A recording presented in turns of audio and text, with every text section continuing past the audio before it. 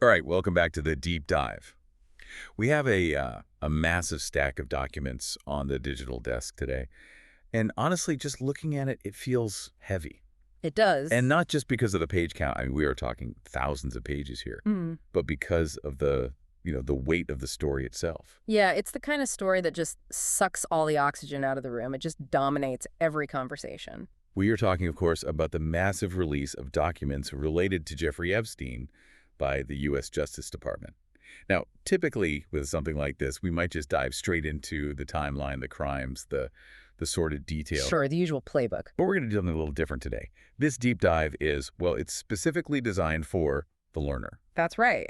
We know a lot of you tune in because you want to improve your news literacy, or maybe English isn't your first language, and you're really trying to get a handle on how high-stakes journalism actually, work. And this story is a goldmine for that. It really is, because the way this is all written, the specific vocabulary the lawyers and the BBC reporters are using, it tells a story all on its own. Exactly. Our mission today is to parse the language of a scandal. We're drawing from BBC transcripts, legal summaries, political analysis, to build what's essentially a glossary of corruption. I like that. Because when a story this big breaks, the words the journalists choose are not accidental. They're very, very deliberate. Oh, they never are. In legal and political reporting, every adjective is like a little shield. It's there to protect the writer from a lawsuit or to signal a specific kind of danger to you, the reader. You know how to read the code. Exactly. Right. You understand so much more than just the headlines. So let's get into it. We have this massive release, photos, flight logs, testimony. It's overwhelming. And the first thing I noticed in the BBC coverage was how they described the impact of this release on Washington. Yeah. They did say it worried people or upset people. They used a very specific, almost visceral word, convulsed. Yes. The quote was, "This is a case that has convulsed the political system." It's a powerful image, isn't it? It sounds medical to me, like a seizure, like the body's rejecting something. That is exactly the connotation you should be picking up on.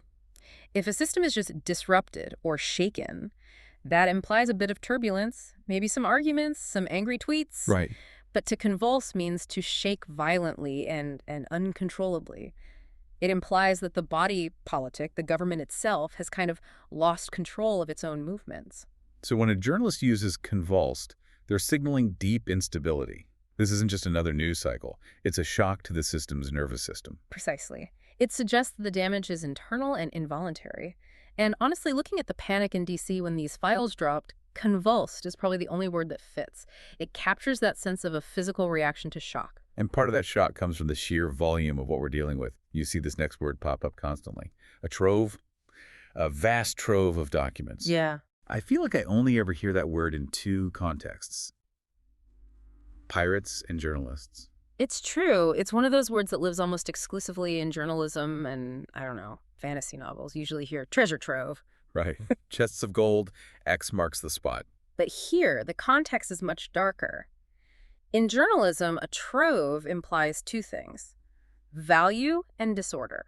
If I give you a report, it's organized. It has a table of contents. Executive summary, yeah. Exactly. If I give you a trove, it's a chaotic heap of valuable raw material. It implies that you have to dig, you have to sift through it. Which is exactly what's happening right now. You have hundreds of journalists, caffeinated out of their minds, scrolling through thousands of pages of PDFs, looking for needles in the haystack. And that context is really important for the listener or the English learner. When you read the word trove in a headline, you should understand that the news isn't instant. It tells you the story is going to trickle out over days or weeks as people find things in the heap. It wasn't a curated exhibition, it was a data dump. It was a data dump. But, and this is an important distinction, it wasn't a leak. Right. I think we really need to make that clear. This wasn't some hacker putting this on the dark web. No, and that brings us to the legal framework, which is where the language gets very, very precise. These are unsealed documents. And that word unsealed does a lot of heavy lifting here. It sounds so dramatic. I picture a judge with a wax seal breaking it open with a big stamp. That's historically where it comes from.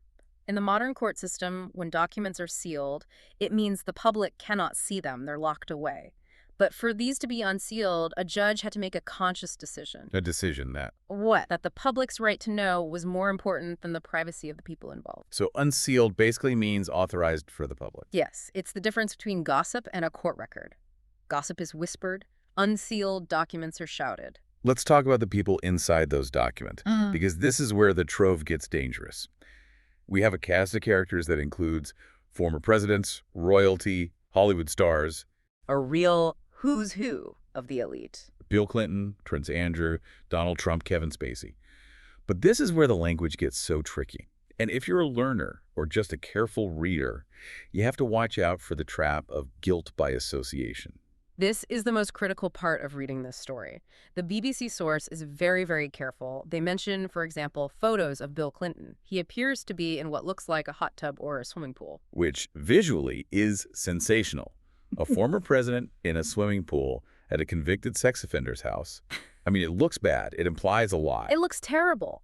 But look at the text that goes with it. The reporters explicitly say there is no suggestion of any misconduct by the individuals shown in the pictures. Misconduct. Okay, let's drill down on that. Is that a specific legal term? It is. Misconduct refers to improper behavior, usually in a professional or official capacity. It's a broad umbrella. It can range from being rude to, breaking company rules to actual harassment. But here the reporter's using it to draw a defensive line. Exactly. Being in a pool is not misconduct. Being friends with a bad person is not misconduct. They are protecting themselves from libel suits. They are saying, look, he's there, but we're not saying he did anything illegal. It's a crucial distinction. Just because someone's in the article doesn't mean they're the villain of the story. Right, but there is a villain in the story. And that brings us to the other side of the coin, solicit. This is the word that defines Epstein's actual crime. The source reminds us he was convicted of soliciting prostitution. Soliciting. I mean, to ask for, right? Like signs that say no soliciting. It can mean that, but in a legal sense, it's more aggressive. To solicit means to try to obtain something, usually with persistence. In a criminal context, it means the act of trying to purchase sexual services. So that's the foundational crime here. That's the crime Epstein was soliciting. The question the documents are trying to answer is, was anyone else soliciting? I see. So if you're reading the news and you see Bill Clinton was at the house, that's geography. If you see Bill Clinton solicited, that's a crime. Correct. And so far, the sources emphasize that the people in the photos have denied knowledge of the sex trafficking. The photos prove presence, not participation. We have to keep those two concepts separate. Speaking of participation, let's pivot. Oh, I just used a word we need to talk about. Chuckles, you did. Let's move to the political reaction. Because this release didn't just happen in a vacuum. It became a huge political football in Washington. It's a masterclass in political English. If you want to understand how Washington works, you have to look at these verbs. Okay, so there's this idiom the source used, force the hand.